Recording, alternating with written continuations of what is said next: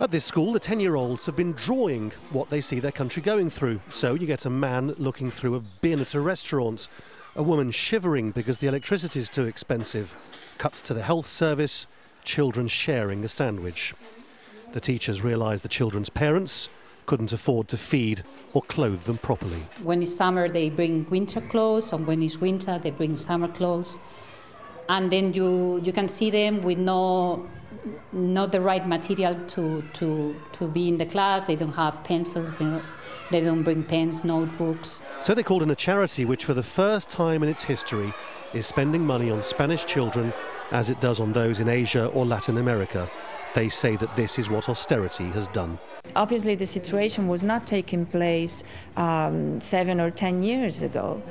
In fact, in Spain, there's always been a portion of structural poverty. That's not the segment that we are working with. We're actually working with a segment of the population that's been directly affected by the crisis.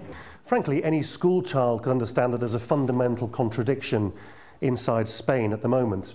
This country may have the fourth largest economy in the Eurozone, but it's also got 30% child poverty. That's the second worst in the whole of the European Union, not just the Eurozone. The only place worse is Romania. The Ritz Hotel in Madrid, meanwhile, is full of journalists. Fresh allegations of corruption involving famous people. Claims of money hidden in Swiss bank accounts, corporate bribery of politicians. Prime Minister Rajoy wants his Conservative friend Jean-Claude Juncker to be the next president of the European Commission. Spain, they insist, will be fine.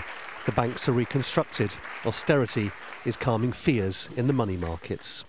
I believe that you have to have fiscal consolidation in parallel with growth and job-oriented policies and structural reforms. Don't believe those who are telling you that you can... But it doesn't appear to be working here, does it? Yeah, but you cannot have growth by accumulating deficits. Madrid will be in the news this weekend for other reasons. Its two teams will play each other in the European Cup final. But you do wonder how much Europe's elite knows of the thousands of Spanish children being relegated to young lives on emergency rations. The latest joke here is that everyone knows the date of the European Cup final, but no one knows when the European elections will be. Lawrence Lee, Al Jazeera, Madrid.